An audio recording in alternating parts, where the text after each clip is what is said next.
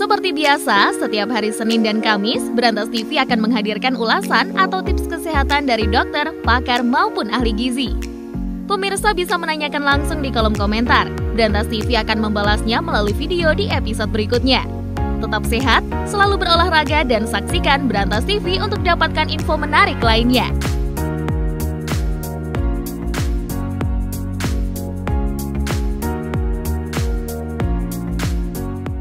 Assalamualaikum warahmatullahi wabarakatuh. Kembali lagi dengan saya, Dr. Reza Rizaldi. Di sini saya akan menjelaskan tentang gangguan yang timbul diakibatkan oleh diabetes mellitus. Komplikasi yang dapat terjadi akibat diabetes mellitus terbagi menjadi dua, yaitu komplikasi akut dan kronik. Apa itu akut? Akut tiba-tiba, kronik menahun. Yang pertama, hipoglikemia. Apa itu hipoglikemia? Yaitu di mana kadar gula darah rendah. Pada pasien DM merupakan kondisi abnormal yang disebabkan karena intake makanan yang tidak sesuai. Kemudian olahraga yang berlebihan. Setelah itu overdosis obat anti hiperglikemia oral atau insulin. Pertama, pencegahannya perlu diperhatikan dalam menyeimbangkan konsumsi makanan, aktivitas fisik, serta dosis obat insulin. Terus kedua, makanan harus dikonsumsi tepat waktu. Perubahan dosis insulin disesuaikan jika tidak makan. Kemudian, snack sebelum tidur mungkin diperlukan untuk mengurangi resiko hipoglikemia.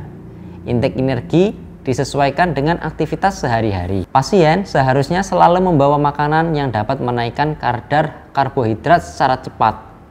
Sangat disarankan untuk mengecek kadar gula darah sebelum menyetir kendaraan bermotor. Atau mengoperasikan alat berpotensial bahaya saat waktu luang ataupun saat bekerja. Kemudian yang kedua, krisis hiperglikemia. Apa itu? Yaitu ketoasidosis diabeticum atau disingkat KAD, biasa terjadi pada pasien dengan DM tipe 1. Sangat jarang terjadi pada pasien DM tipe 2. KAD terjadi ketika tubuh memecah asam lemak dan memproduksi keton yang bersifat asam. Beberapa keton dibuang melalui urin, tetapi sisanya yang berlebihan bercampur bersama darah dan menyebabkan KAD. Hingga intake insulin yang tidak sesuai waktu ataupun dosis merupakan faktor terbanyak penyebab KAD.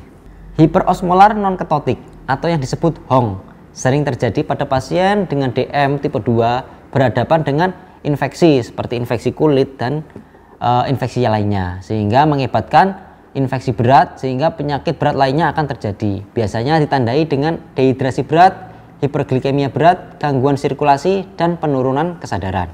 Biasanya terjadi pada orang yang lebih tua, yang mempunyai penyakit penyerta, serta mengakibatkan menurunnya asupan makanan. Yang ketiga adalah infeksi. Pasien dengan DM tidak terkontrol sangat mudah terinfeksi bakteri, contoh mikrobakterium ataupun jamur. Komplikasi kronik diabetes mellitus antara lain. Yang pertama, retinopati diabetik, kelainan pada retina mata akibat diabetes mellitus yang karena hambatan pada pembuluh darah dan sumbatan pada pembuluh darah tepi mata menyebabkan kebutaan serta gangguan penglihatan. Pada pengelolaan DM sehari-hari dianjurkan memeriksa retina mata pada kesempatan pertama pertemuan dengan penyandang DM, kemudian setiap tahun atau lebih cepat jika diperlukan. Untuk apa? Untuk mencegah retinopati pada pasien DM sehingga akan mengontrol kadar glukosa darah dan tekanan darah. Kemudian bisa terjadi namanya penyakit jantung koroner.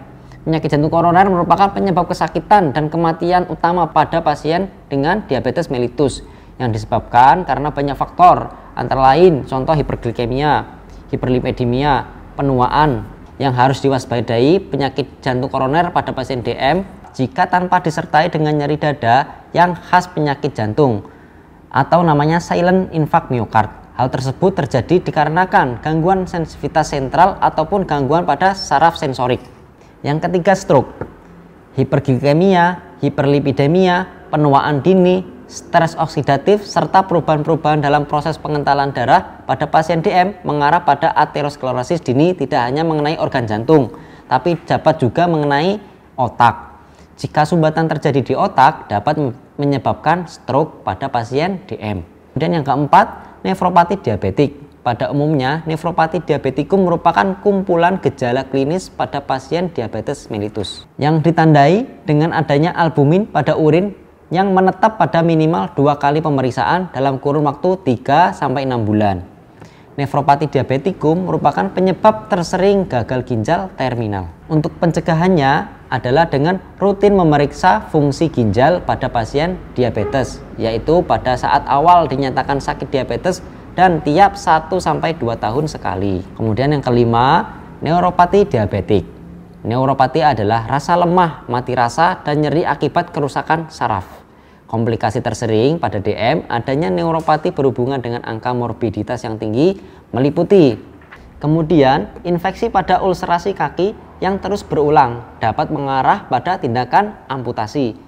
Yang terakhir adalah impotensi pada pasien DM laki-laki, yaitu di mana kondisi terjadi kegagalan disfungsi ereksi yang terjadi pada pria atau laki-laki yang tidak dapat melakukan atau mempertahankan ereksi untuk berhubungan seksual. Demikian hal-hal yang saya sampaikan tentang gangguan yang timbul karena diabetes mellitus. Semoga Bapak dan Ibu selalu tetap waspada akan penyakit diabetes mellitus ini. Semoga bermanfaat. Wassalamualaikum warahmatullahi wabarakatuh.